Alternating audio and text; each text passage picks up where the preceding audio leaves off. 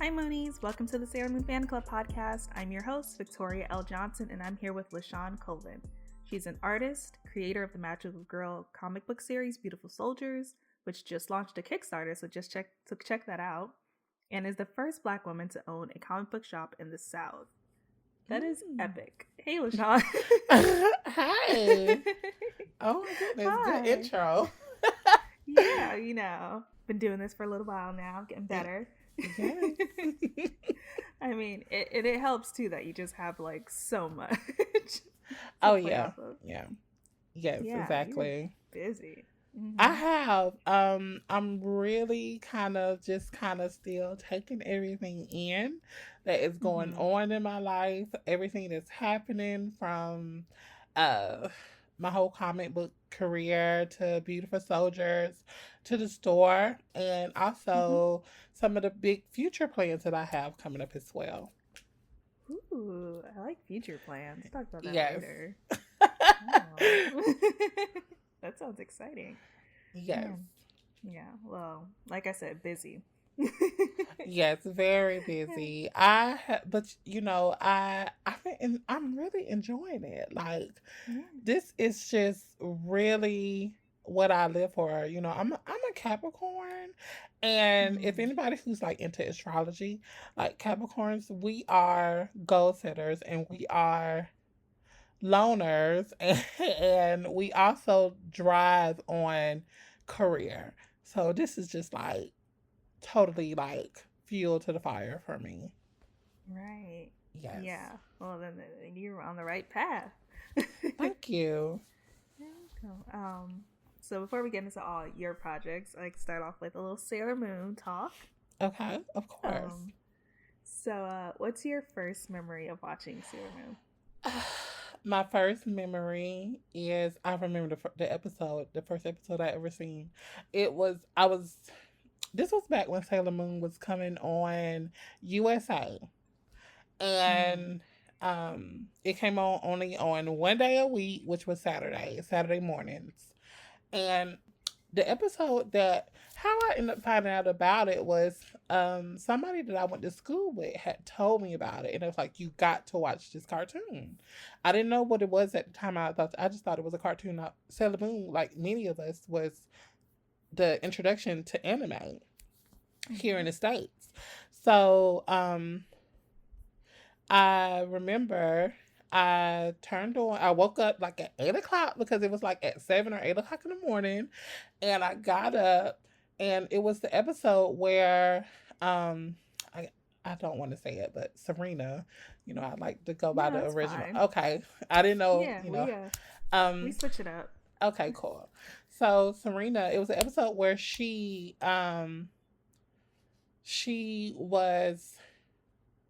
was the Alan and Anne arc, the Dune Tree arc.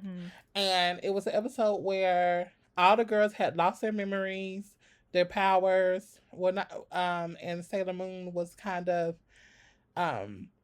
fighting the her and her family were going on, like, what you call it when you shoot in somebody, like a VR or yeah, it was that episode. And the other Sailor Guardians had ended up getting their memories back because they basically had natural instincts to helping Sailor Moon. So that was my intro into Sailor Moon. Oh, that's a great episode to start with. It was. I've been hooked ever since. Well, yeah, it worked. Yeah, because it's kind of cool because it's kind of like you're getting an introduction to all the characters again, but you're kind of like in the middle of the action still without like that introductory. Yes, that's exactly. a really cool episode to start off with. Man, that's awesome. Yeah, that's one of my favorites too, especially because I think that's when she's like in the booth with I think it's Darian, and Dad's like, "Are you on a date?" And she's like, "No, yes, maybe no, not really." Yes, that was hilarious. And the dad just kept popping up. Like, what is, he was not here for it.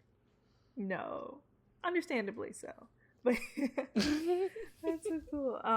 We kind of talked about this, but like, how did you feel? Like, what were you thinking when like you first saw like the characters and like the transformations. I remember when I saw the intro, and I always have this thing of, oh, I just got to see, who my favorite character is going to be. I have a connection. I Mm-hmm. have this bond, this, this mental chemistry of when I see like intros to animes or intros to TV shows, and I just see a particular character in the intro, I get this sense that, oh, that's my character. And I remember when I was watching the intro, and they get to the part where they say Sailor Venus. Ah, Mm-hmm. and when they Sailor said her name, Mercury. Sailor Mercury, yeah. When they were saying all the girls' names and stuff, Yeah. and for some reason, I don't know why it did this, but after it showed that episode, right, it cut all the way back to the very first episode, where Sailor Moon became Sailor Moon. And so Oh. I remember when I saw the intro, I fell in love with Sailor Venus. Like, I just knew that she was my soldier. Like, she was my character. And I was so excited to see her. And I remember at the time as I was watching it, I was like, dang, like, this girl is taking forever to come on the show. They are teasing me in this intro with this crescent beam. And, but where is she? And, and then for a time, I just said, you know what? Fuck it. I'm just going to, I'm just going to go with Jupiter. And then when Jupiter came, I did kind of like her a little bit, but every time they would play that theme song, and I kept seeing how cool Venus looked, I just kept going back to her. So That's so funny. Man, yes, yeah, you really chose the wrong scout to for that, so like she shows up so late. yes, yes. That's so funny. Oh my god. Oh, that's awesome though. What is it about Venus that you love so much, do you think? Or I think yeah. at the time, what I was really loving was her hair, Mm-hmm. and how when in the intro she was always so she was shown the less, but looked to me the coolest, Mm-hmm. especially that last pose when it cut to the title card, and she had her Mm-hmm. hand up and she was like real diva-fied looking. I was like, oh yes, I'm here for it. And now, this keep in mind, I had never seen anime, had never read manga, um, and I never seen Venus. I had seen all the other girls except for Venus, and um, I just kept loving how she looked on the intro. The little time that they did show her, I loved how she just looked just so cool to me. Sailor Venus is like my favorite anime character. I love her to death. Yeah, she is really great. I love her too. She's really, really great. I think in anime they have like a best girl, and I feel like she's the best girl of Sailor Moon Yes, in a way. yes. I kind now, if I was to say what I liked about Venus, like today, as far as Mm-hmm. knowing everything there is to know about her, it just amps it Mm-hmm. up to like 100 folds, because I mean, she's the original. She she is the leader. She's, you know just everything there is to love about Venus. I just love her to death. She, especially in the manga, oh my god, she is just so cool in the manga. She's so assertive. Um she's demanding when it comes to her soldier part. She, knows what to do in battle. She just oh, I just love her to death. And I can go on and on and on. Let me let you go to go to the next one, girl. I will go on. Listen, I love Venus. I love all the girls. Don't get me wrong. Mm-hmm. I'm the type. I'm one of those Moonies that love every single one of them girls to death. But of course, like me, we all have our favorites and stuff. Mm-hmm. Yeah, no, that makes all the sense. And like, this is the podcast where you can go on and on and on as much as you want. Okay. But Okay, I get it, good. I know. Good. I'm glad you told me that. Yeah. If you can't do it anywhere, you can do it here. Okay, But, good. yeah, if it's Sailor Moon, it's never enough. But I do want to talk about your comic book series though, because that's really exciting. That you have Okay. your own Magical Girl series coming Yes. out with its Kickstarter out now. So what's it about? Like, tell me a little bit about it. Who are the characters? Like, how'd you come up with Okay. this idea? Mm-hmm. Well, Beautiful Soldiers is about four young girls, young women, who are descendants of an elemental race. They are half elemental, half human, and they are basically being trained by their full blooded elemental adoptive mother and trainer, headmistress. And basically, headmistress is training these young women to learn how to use their powers, uh, become soldiers, fight evil, as well as find the very powerful fifth element. And when we talk about the fifth element is supposed to be on the power level of God, creating life, death, uh, evolution. It's it's the omni power. It's the most powerful thing in the world, in the universe. And the beautiful soldiers have to find this element before the full blooded elementals get to it first. The elemental race is a, I don't want to say an evil race, but they're from a Mm-hmm. planet called Tizion 00T2. And the way that planet operates is that it needs resources from other planets and other beings to sustain itself. So the elementals are constantly traveling the universe and the galaxies looking for other planets that are inhabited so they can steal and take the resources from that planet to bring back to their own. So, um, the beautiful soldiers, that's why the beautiful soldiers are trying to find the fifth element, because if the elementals get that power, which it used to be theirs, that was their power, but uh, uh before the beautiful soldiers were born, the elementals, whenever they ready to take over another planet, they scout other planets, right? They'll send a team to scout that planet. And that's what they did with the earth. They sent a small team to scout the earth, and that scout team took the fifth element with them to earth. But something happened, without spoiling the book. Something happened when the scout was on earth, which led to the beautiful soldiers being born, and which led to the elementals losing the fifth element, and it got lost. So that's the whole reason they're coming to the earth anyway, is to find that power and get it back. But the beautiful soldiers have to get to it first. Oh, I Yes. love that.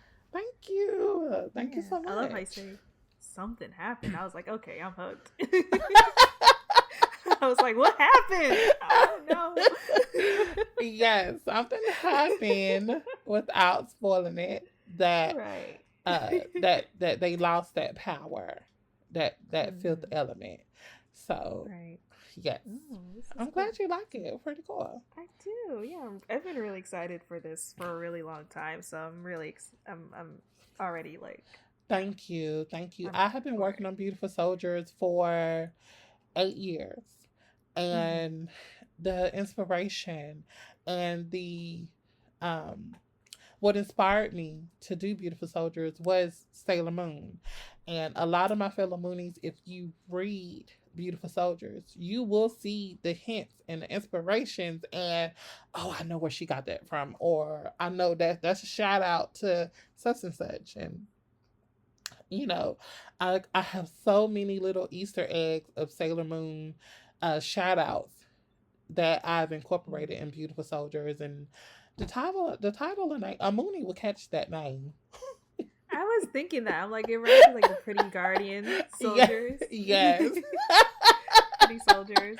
Yeah. Yes, yes. The name, yes, it was inspired by Sailor Moon. However, Mm-hmm. 8 years ago when I created Beautiful Soldiers, they were not called the Beautiful Soldiers, they were called the Four Elements. But when I tried to Mm. get it copyrighted and trademarked, that name was taken, which Oh. led me going back to the drawing board and trying to figure out another name.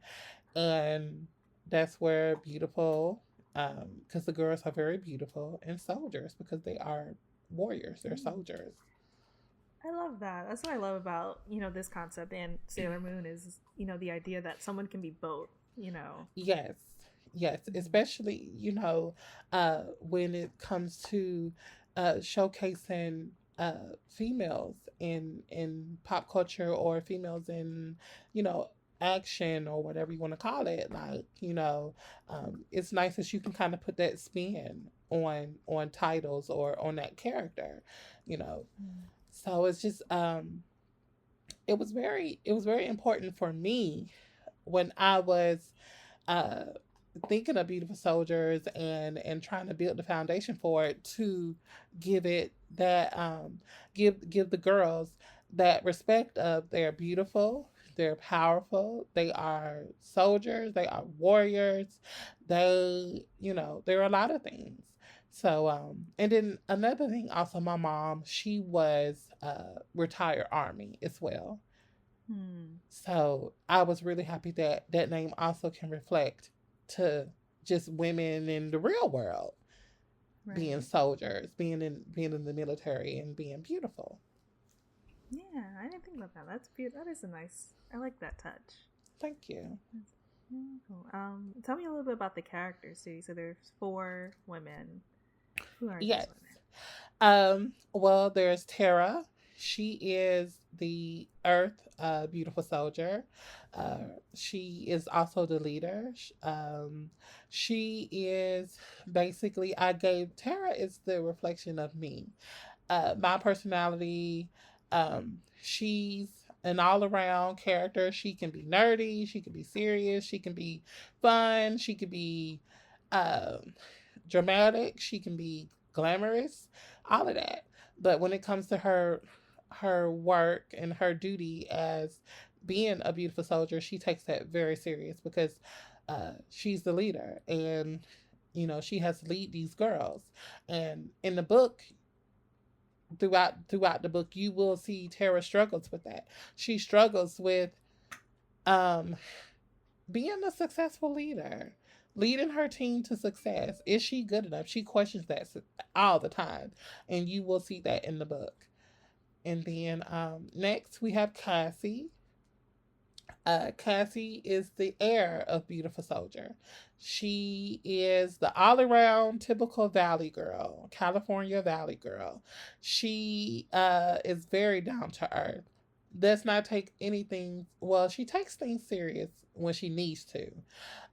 But she's the one who's very motherly for the team. She's the one who always makes sure she keeps a smile on everyone's faces, and sometimes she'll even put everybody else's feelings before her own. And one thing that you will also notice with Cassie in the book is that she's very driven as far as being there for her team, and sometimes neglecting her own well being. So you will see that as well with her. Next, we have Kasumi. Kasumi is Fire of Beautiful Soldier. Um, she is the serious one. She's the one who is all about business. No, no joking around. No time for playing. She takes her role as being a beautiful soldier very serious, and she takes her training even more serious. It doesn't hurt that her earth parent, not her beautiful soldier parent, but her earth side of her parent, her father was a ninja. So she's also a female kunoichi.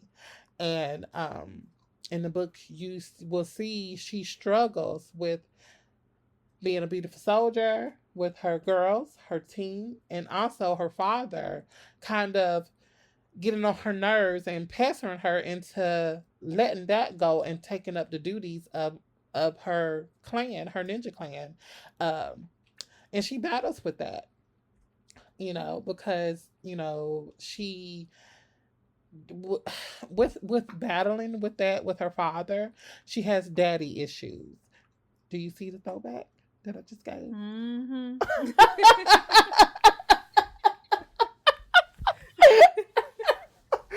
So you see the shot out there? Yeah, I see see it. See the parallels. Yes. So, see the Moonies will see that. Okay, yeah, I see what she did. So, yeah, she battles with that with her father, which leads to her. Kasumi does not like men. She hates men. Period. And so next we have Pow Wow. Pow Wow is Water of Beautiful Soldier. She is the playful one. She is just the fun one. She's very nerdy. She's very playful. She's like the class clown. She does not take her duties of being a beautiful soldier serious at all. She just kind of rather go play video games than worry about having to deal with anything dealing with the fifth element or a beautiful soldier. However, what she does lack uh in discipline, she more than makes up for in determination.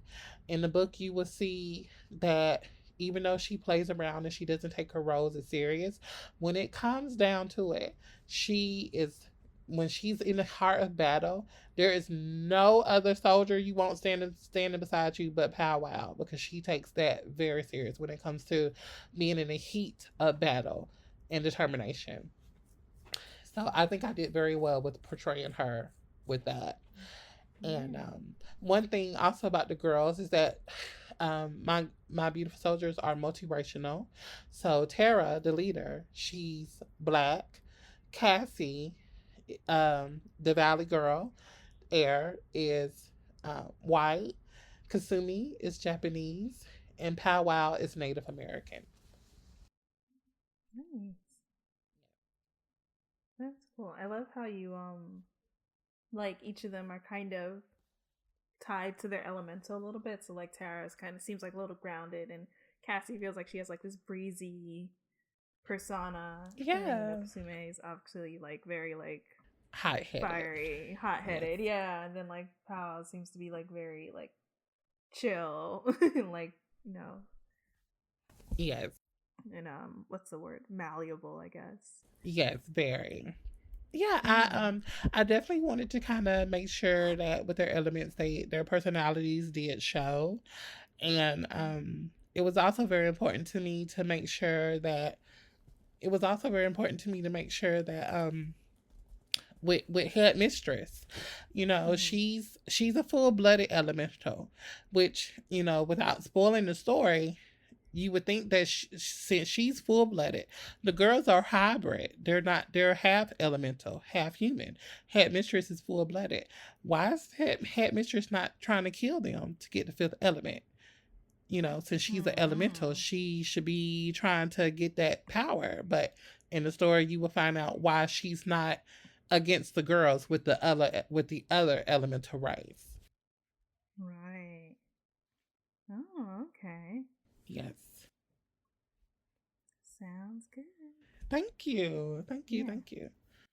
And is powwow like the same as like, I know like Native American gatherings I think are called powwows? Is that what that derives from, or is it spelled differently?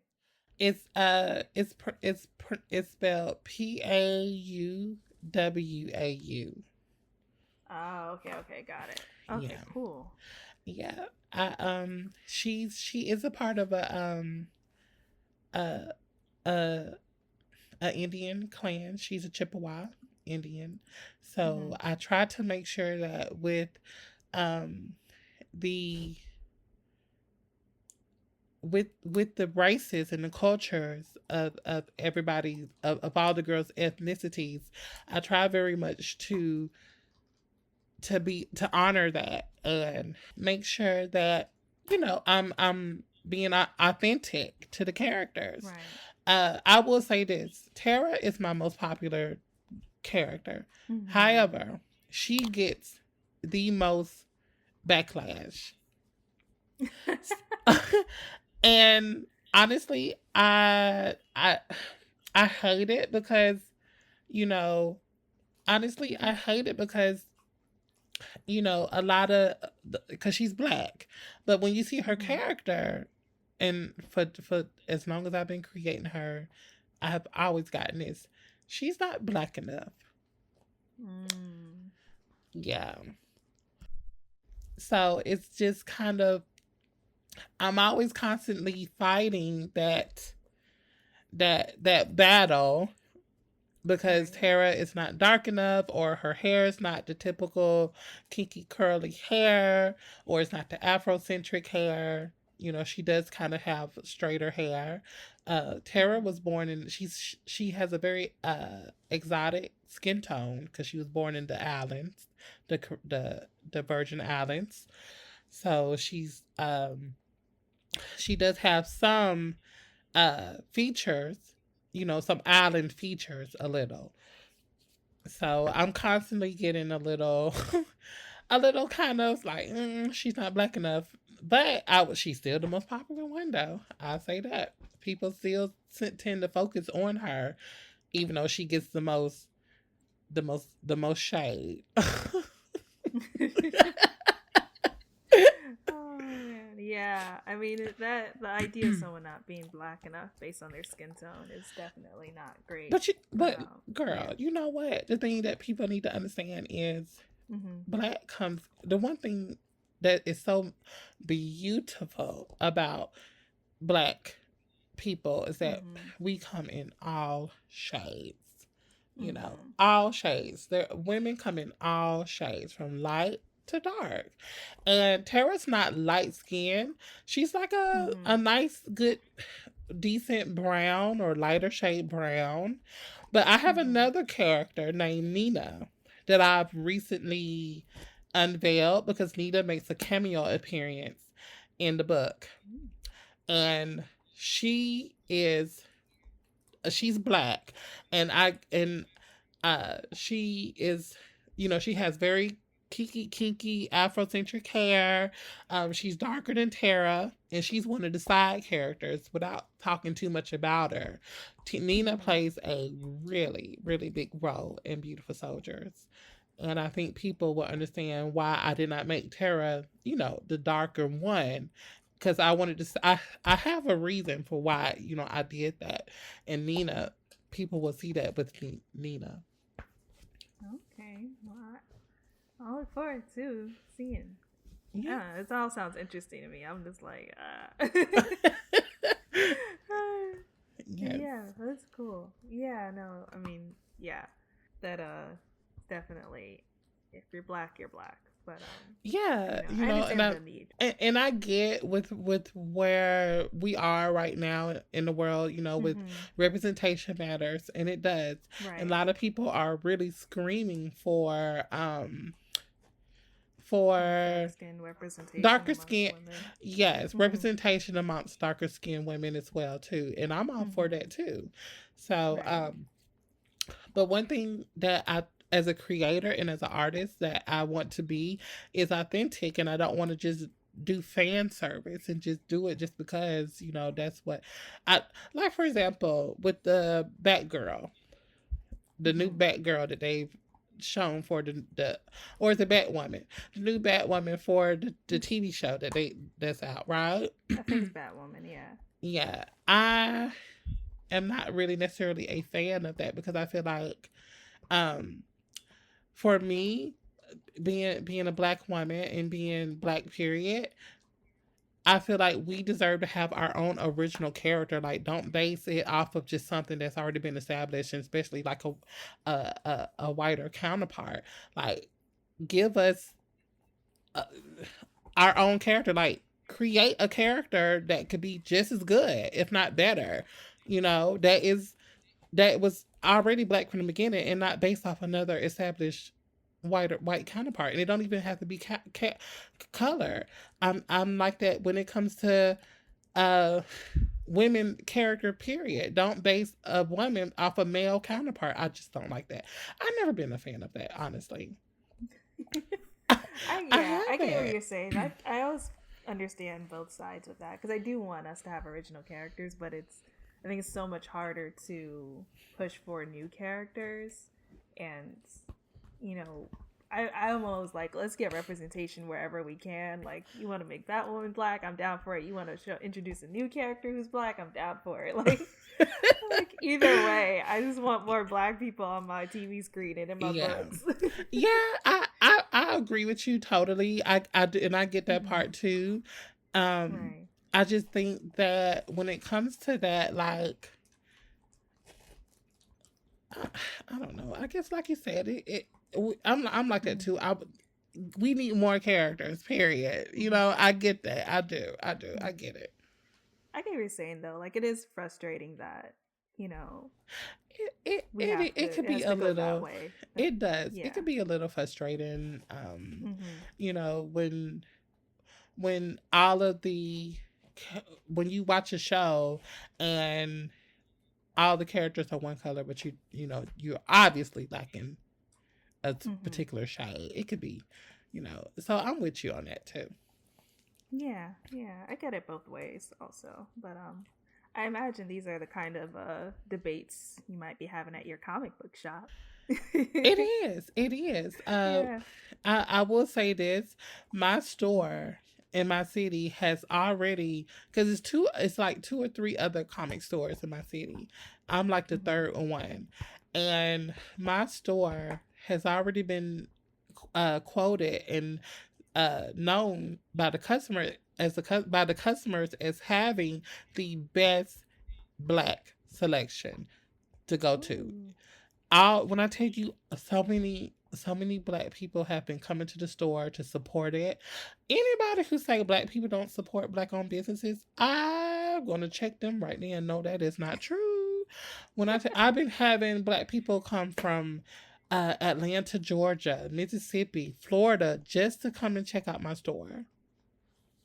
It's been Wow. it's been the most beautiful experience, the most beautiful thing to see them supporting the store.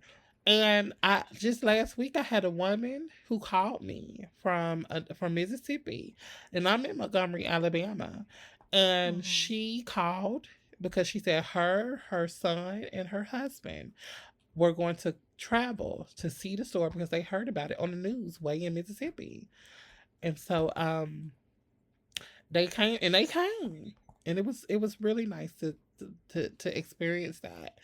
And I just really kind of I really kind of like the fact that everybody kind of looks at my store as the go-to store to get a comic book that features black characters. Yeah.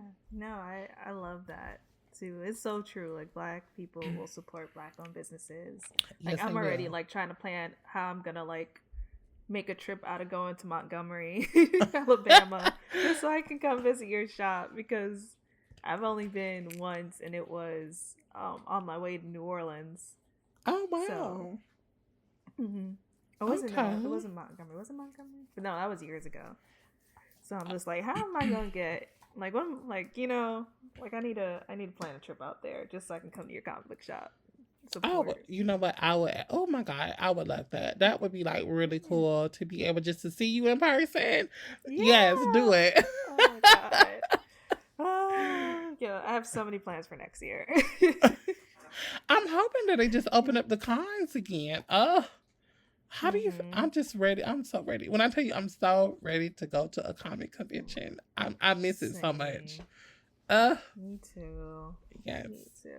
I was really looking forward to con season this year, especially with the podcast. I was like, I'm gonna meet so much Sailor Moon fans. Like, this is gonna be awesome. But 2020 had other plans. It did, didn't it? 2020 is really tripping. Yeah.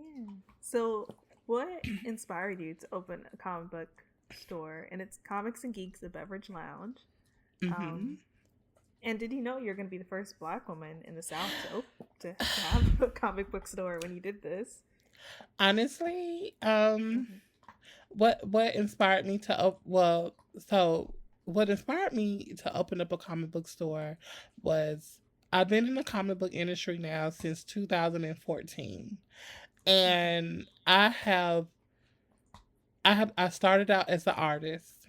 You know, I'm a comic book artist. I was working on a portfolio for a DC Comics editor, to possibly get some type of work on the Wonder Woman book with DC. And it was a woman at the time who ended up telling me about, she was like, well, I think it's really good you trying to get your portfolio together, but what about creating your own story? And then a la Beautiful Soldiers, even though I always wanted to create my own stuff, in the back of my head, it was always just like in the back of my head. And it wasn't until I had that really serious talk with that lady that I took it serious. And I started as an artist in 2014, and then a couple of years later, I ended up transitioning to being an editor, a comic book editor. A year later, after that, the publisher I worked for ended up promoting me to editor in chief, and I was over numerous books. And then after that, I thought of, okay, I don't want to be stagnant in this industry. I'm really trying to be a threat, you know. Yeah. Beautiful Soldiers was still doing good. I was still building my following and getting more people noticing it as I was promoting the art and the pages. But I still needed to do something else. Um, and then fast forward to this year, um, I always wanted to do a store, but what pushed me was when my mama passed in April. She died in a house fire. And I when she passed away, I did not want to just wait anymore. Um I saw her Saturday, and I was supposed to see her that Sunday. I was supposed to come right back to her house and see her Sunday. We were going to cook out and fry some fish and hang out and watch movies. And little did I know, when I walked out her house and told her I love her and I see her, that was going to be the last time I would ever see her again. And that's when I realized that we get into this mode where we'll say, I'll take that trip later. Or I'll buy that new car next year. But we're not promised tomorrow. And people kept saying, oh, well, the corona is, the corona, I think you should wait. And I'm like, no. If anything, if my mama death taught me anything, time don't wait on nobody. And I said, I need to do this now. If I fall on my face, I fall on my face. But at least I can say that I tried. So fast forward to today, and I have the store. And to answer your other question, I did not know that I would be the first woman in the South to open the store. I knew about Ariel Johnson. I knew that she was, because I when she got national attention when her store opened in 2015. She was on Ebony. She was on Jet. She was on a lot of publications, media. She got good media coverage for her store. So she was an inspiration for me, being the first woman on the East Coast. And I think she's the first woman, period, black woman, period, to open a store in the country. And I didn't know that I was the first until one of my followers inboxed me and said, Lashawn, do you know you're the first black woman to open a comic book store in the South? And I didn't know. And when they told me that, I was like, no, I'm not. But girl, I did my research, and I looked and I looked, and I think I even contacted some people in the industry just to verify. And I was. And I'm the second black woman overall. Wow. Yes. So I'm honestly, I'm still taking that part in, just to be able to say, like, I made history, that's pretty cool. Yeah. Shows what can happen. You take a little leap of faith. Yeah, right, exactly. And honestly, I never doubt, from the very beginning when I got into comics, I never doubted myself. I never doubted anything that I could accomplish, because I didn't have a choice. I was a manager at Walmart. And I was a manager at Walmart for 6 years. And I hated my job. I hated it. I was not happy. I sometimes I would get depressed and I'd be like, I got all this talent. I could draw my ass off. But this is what my life is going to be. And I just was like, no, comics is going to be my way out. I was not going to take no for an answer. And I don't tell a lot of people this, and a lot of people do not know this, but I'll reveal this here with you. Before my mama died and I bought my house this year, I was living in my apartment. I don't have any children and I don't got a man. So it's just me and my dog Xena. And for 3 years, I was in my apartment. I didn't have any hot water and I didn't have any gas. And it was not because I couldn't pay my bill, because I could pay to get hot water and gas and all of that. But that was a choice that I decided to make because I wanted to make sure I had more money to pay my artist that was drawing these beautiful pages of beautiful soldiers for me and all of these mainstream people that I'm working with. I wanted to have more money to put towards my dream. And I remember every day getting up and like talking about it now and just seeing like where I came makes me a little emotional. So I do apologize, but No, I don't remember so many days where I wanted to just be like, this isn't working. Nobody is going to read this book. Nobody's going to care. I'm doing this for myself. Why am I doing this? Having to boil my hot water on the stove, and when it would be winters, I would just get a little heater from Walmart and put it by my bed just so I can not be cold. And I remember I was just so sad, and I was like, this is never going to pay off, and I'm just doing this for my health. And I'm like, and I would ask myself, why are you doing this? Why nobody is going to care? And I remember that I would not let them thoughts get in my head, and I was like, this is going to pay off. It has to. There is no choice. There is no other choice. And I pushed and pushed for 3 years. And I'm so proud of myself that I stuck with it because my life has changed completely now.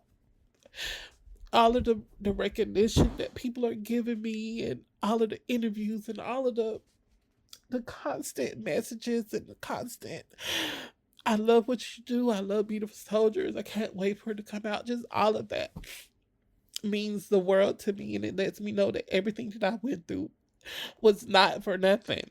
I'm so sorry to be breaking down like this. It just was it's just very overwhelming.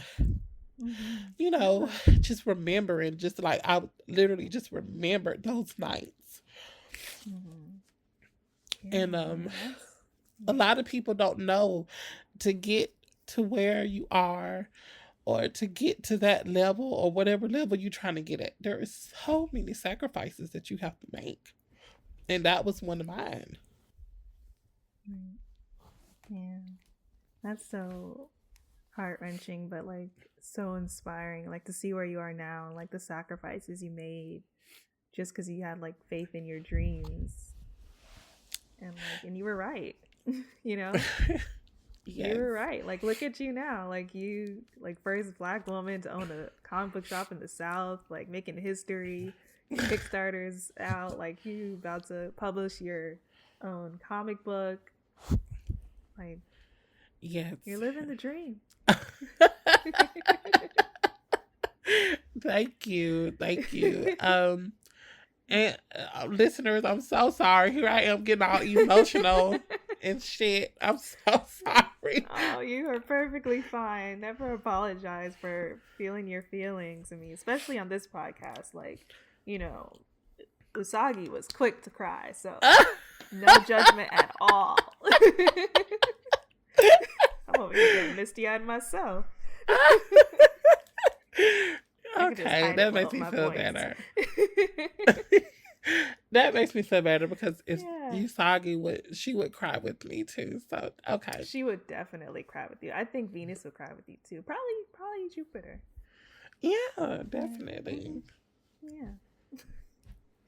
Well, I'm sorry I can't hug you right now, but you know I'm giving you a hug over. Oh, thank you. Thank you. I'm hugging you back. Yay. It was I just look back on it, and I just hope that people pledge to the Kickstarter and and see the passion of my work and see the love that I put into it, because I put a lot of love in it. And you mentioned this too, like just collaborating with so many amazing artists. Like, how's that? Yes. Oh my God. Have them on board and just say yes and want to be a part of your project. It has been one of the best experiences of my whole comic book career. Like working with Kanan White. And, you know, for people who don't know, Kanan White was the artist on Niobe. She is deaf. And working with Hendry Presetya, he was the artist on the Power Ranger book with Boom Studios. And my colorist, Sebastian Chan, is really killing it in the industry right now. He's working with DC. He's working with Marvel. He's on the Amazing Spider-Man book. He's on X-Men. He's just, oh my God, he's on so many books. Working with my main artist, Iwan Aziz. He is a huge artist with DreamWorks Animation. And just, oh my God, like, and then the other day, getting shares, and I got a share from Gail Simone. Lord Jesus. Yes. Gail, actually, I was on live. I was on Facebook Live like a few weeks ago. And Gail Simone was watching my live, and she was caught me, and she was like, "Hey girl," and you know, and asked me how I was doing. I was like, "Girl, you watching me?" You want to watch. Yeah. You know, and just so many amazing, huge people in the industry. Diane Nelson, the former CEO of DC Comics. Me and her have spoken on numerous times. She shared a lot of my Beautiful Soldier stuff. Just, oh God, it's just been such a wonderful experience. Yeah. And shout out to Gail Simone too. I believe, pretty sure is also a Sailor Moon fan. She is. She is. I'm pretty sure. I can't remember for sure, but I'm like, yeah. All right. Yeah. Yes. I just went through her tweets, and she is. Let me tell you the full circle part that I was talking to you about earlier. When I first got into comics 8 years ago, I followed Gail Simone. I friended her on Facebook and everything, and for years, like 2, 3 years, 4 years almost, I would send her things, you know, like, well, probably like the first couple of years, I was sending her stuff, you know. When you're a new creator, a new artist, and you see somebody that's up in the mainstream, and you just want any type of guidance, period. I was a rookie, you know, just want any type of anything she can give me to direct me in the direction that I need to go to better my art, better myself as a creator, a writer, all of that. And I never could get her attention. I never can get her to read my messages or message me back. And I understand that, you know, she's a busy woman, you know, so I didn't take offense to it or anything. I understood. Especially now, since I get so many messages, I can't even keep up with them. Can't keep up with them. I be feeling so bad. I be like, oh my God, they've been messaging me sometimes people have to mention me 3-4 times before I can mention them back.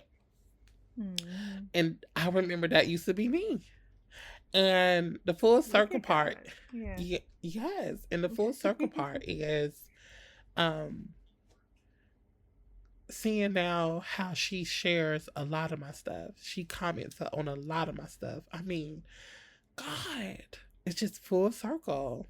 Just everything that I saw in the beginning, that I followed in the beginning, is finally circling back around and doing the same thing with me. Yeah. Yeah. You deserve all of it. Thank you. That's awesome, though. Oh, it's exciting. I love stuff like that. Thank you. It's so affirming. It is. It really is. My older sister told me today that she is so amazed to be able to just witness the growth and see it. She told me today, she was like, it is so amazing just seeing and witnessing everything that you're going through and seeing it happen.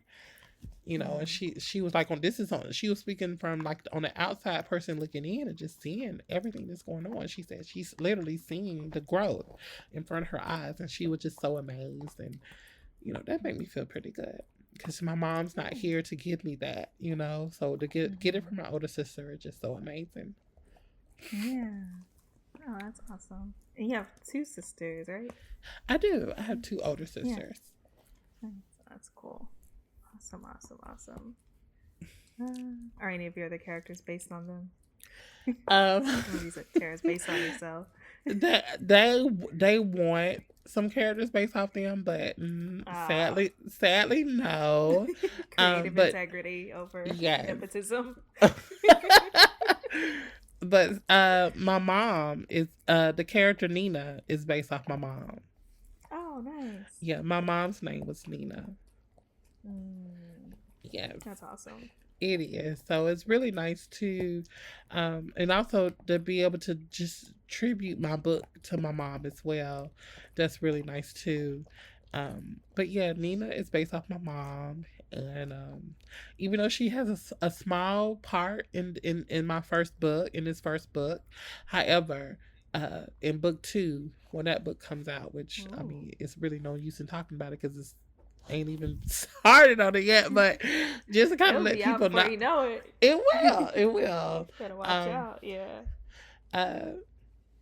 It's really nice to just see her in book 1 because I'm planting the seed for what's going to go on in book 2, and I'm really excited though for people to meet my villains, the elementals, Mother and the 4 generals. I'm really excited for them to see Mother and the 4 generals. You see that? You see 4 generals. I already picked up. My ears like perked up. I was like, 4 generals, huh? Yes, the 4 generals. One of the general, Adonis, the Earth General, is modeled after the actor that's on Netflix's Black Summer show. I don't know if you ever seen that show, Black Summer, on Netflix. I've heard of it, but I haven't watched it. Okay, well, he's one of the main actors on there. They just got picked up for their 2nd season, and his name is Justin Chu Carey. He's also a Beautiful Soldier sponsor for the book, and I model Adonis. When you guys see the character, he's modeled directly after Justin, and I'm really excited for people to see Adonis and see how we handle him, because Adonis is my male lead character. He's a villain right now, but you know, that's all I'm gonna say. All these little breadcrumbs you dropping. Yes. I spoke to Justin last week, and he's supposed to be getting me some meetings with some executive Netflix producers to possibly try to pitch Beautiful Soldiers for a series with Netflix. So please pray for me. I'm probably talking so early and I should not be doing it, but I cannot hold it in. You know, speak into existence. You know, exactly. Rolling. You're gonna listen back to this and be like, oh. But it would be so amazing to Mhm. have Justin play Adonis on the show. That is what Yeah. I'm trying to do. See, that's another full circle thing I want to do. To see him Hmm. play the character that I modeled him after would just be a that would just be so amazing. That would be really cool. Well, It I hope would. it happens for you. It's gonna happen. Thank you. Um, I have some fun questions.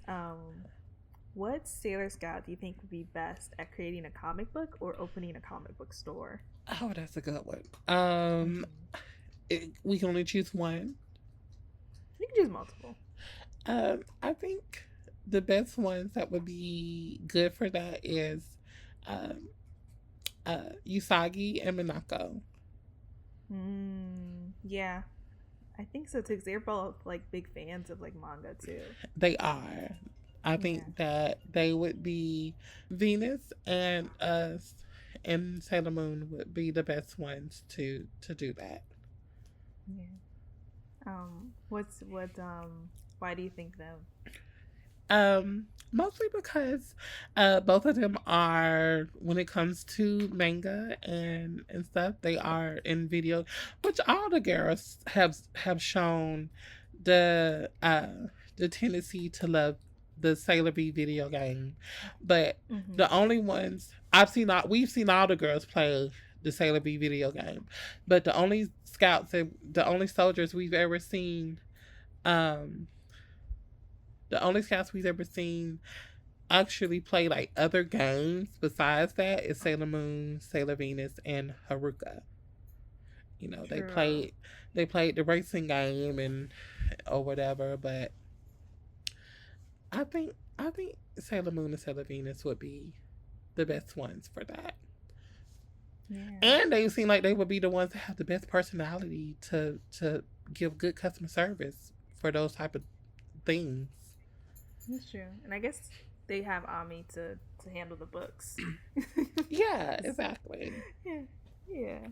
That's Yeah. cool. And same question for your own characters. Um, let's see. Um, Powwow definitely, and Tara would be the best ones to run a comic book store and manage it because both of them are into games and comics and art and stuff. Hmm. I like that. Okay. Well, cool. Thank you for indulging me. No, thank you. That was a good question. I love it. Yeah. And what advice would you have for someone who either wants to get a big artist on their project, write their own comic book, or create their own comic book, really, because you write and draw. Um, Yes. and I mean, writing a comic book is also creating a comic book, but just want to emphasize both. And or open their own comic book shop. Hmm. Okay. So the advice I would give to starting your doing your own comic or manga would be to first before you do anything, and I stress this a lot on my social media sites to a lot of writers who possibly can't draw, or even artists who are trying to write, get an editor. That is the most one of the most important processes when it comes to creating comics and manga. You need an editor, and not just any editor. Make sure you get you an editor that's good, because your editor is going to Mm-hmm. work with you. They're going to guide you. They're going to have brainstorming sessions with you. And then a good editor is going to have a shit ton of artists and colorists and letterers to bring to you when you get to that stage of production. Get an editor. And then also another big another big thing I would also tell an upcoming creator or writer is don't get into this thinking that it's gonna be easy, because it's not. When I got into comics, I had told myself that day, the very first day I said, I'm getting into comics. I knew that it was going to be a 5 to 6 year turnaround before I see any type of turnarounds on my investment. This was an investment that I put in for myself. I invested in myself, and I was not expecting to see a turnaround on my investment until some years later. So that's the type of mind frame that you have to have. Unless you just go viral or some shit, you know. Mhm. But Okay. but but yeah. So now as far as opening a store, um the best advice I can give any person who wants to start a comic book store is um hmm, that's a tough one. Um get a good mentor. That's what I did before. That was the first step that I did. That's what I can say. The first thing that I did before I even spent one dime doing anything for my store was that there was the owner, one of the shop that I did go to, that I was a very frequent customer at. I spoke with him, and he has guided me from the very beginning. I could not own any success to my store if it was not for him. He, and then on top of that, his store has been open in my city for over 30 years. And I get customers today. Like I just got a customer today that came to my store because he was at my mentor store, and my mentor told him to go check out my store, and he did. He's telling all of his customers about it. All of my customers that are coming in, a lot of them have said that they came in because they heard about the store from him, which is just really amazing that he is not afraid to share customer base, or he's not inferior or intimidated by another store at all. That So is really great. it is. It is. Yeah. So that's one of the first things that I would recommend is get you a good mentor. Talk to one of your local store owners first to see if maybe one of them can take you under their wing and guide you, because that's what he did. He helped me open up my accounts with all the distributors. He took me to downtown to go get my sales tax number, did all of that, and he made it seem so easy, and it was easy, and he told me, he was like, it's not hard. Right. And once I got the That's found awesome. yeah, once I got the Mhm. foundation set up, you know, everything else kind of just fell into place. Mhm. That's so cool. I love that because so many people would be like, "Oh, I'm not gonna help them out. I'm not. I don't want them to like lose my customers to them." Like he's like, "Yeah, go over there. Like there's plenty. Like you can enjoy being over there. You can enjoy being over here. Like people are always gonna support both, especially when you have energy like that." That's That's awesome. right. And I tell a lot of people, one thing that people need to understand about the geek culture period, we will go to all the stores in our city because we Yeah. know that each store does not offer the same thing. Each store Right. brings something different, you know? Yeah. Like Most comic book people have. people who go to Mhm. comic book stores, they what? They shop all of them. Mhm. Exactly. Like there's plenty. Like there's some days I want to go to one comic book store. Some days I go to another comic book store. Like it's like you said, they have different stuff. Different people, different vibes. Like there's plenty for room for everybody. Um, and then so I think you said you watched Sailor Moon on USA. Yes, I did. Yeah. Yeah. So I think they probably played the dub version, so you probably remember the Sailor Moon says phrase at the end of the episode. She's like, Yes. Sailor Moon says. Yeah, I So, do. what would your phrase be? Sailor Lashawn says. um Sailor LaShawn says, don't be afraid to follow your dreams. Yeah, there might come obstacles that you have to overcome and things that are going to get in your way, but don't give up, because the grass is greener on the other side. I love it. That's perfect. Ah, yeah, that was And actually really fun. I always think it is. People always think so too. So I'm glad you That liked was it. so much fun. Oh, Yeah. I love that. That was Yeah. so much fun. Well, wait. What's next for you? Where can people find you? Okay, well, what's next for me is I'm in the middle of the Kickstarter, and after the Kickstarter comes out, one of the biggest goals that I got for Beautiful Soldiers is to start shopping it to like studios and streaming services. That's what I got next for Beautiful Soldiers, of course, as well as getting ready to start on book 2.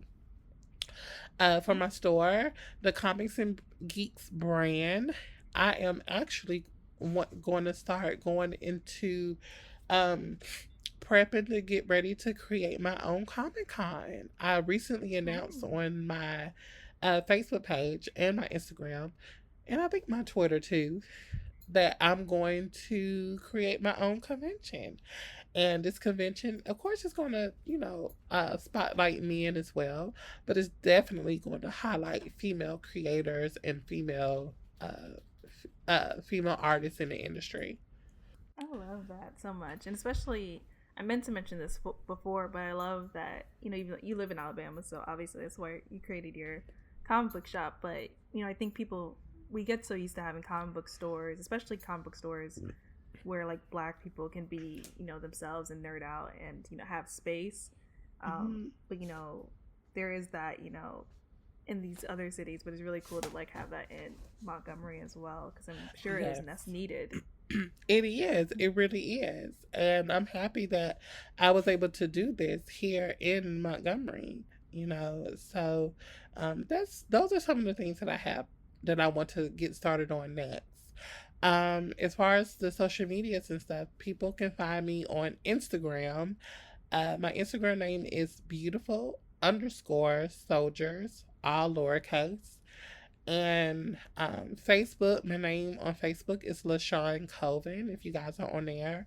I also have a Beautiful Soldiers fan page, Beautiful Soldiers graphic novel for my fan page, and Twitter, which I am working so hard on getting my Twitter following up. So I do post on there, not as much as I should, but I'm definitely going to start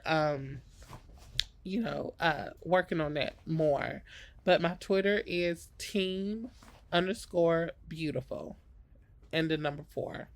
Awesome. And once again, I am Victoria L. Johnson, and you can find me at Miss Old School, that's Old School with a K, on Twitter and Instagram. And you can find the podcast, Sailor Moon Fan Club, at Moonies Club on Twitter and Moonies_club on Instagram. And then we also have merch now. I'm going to remind you guys at mooniesclub.com. So if you want to check that out, there's some really cool stuff there. And thanks so much for coming on the show. Yeah, thank you. Thank you for having me. This was a lot of fun. I enjoyed it. And hopefully I'll be able to talk with you guys again. Yeah, definitely. I always invite people back whenever I feel like people, like, especially you, like, you have so much going on. You're already talking about doing a convention, so I know you're already going to have to come back and that's ready to launch. Yes, I definitely will. And this was so much fun. And again, I really appreciate you having me on. It was nice to be able to talk with all the other Moonies. And I'm looking forward to you guys, checking out Beautiful Soldiers and hopefully, giving it some love. Yeah, go support y'all.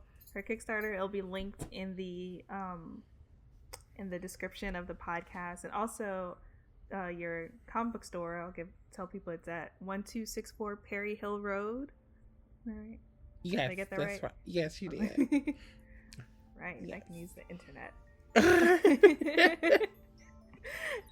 And so check that out if you're in the area. Definitely support the Kickstarter. And thanks so much for listening, Moonies.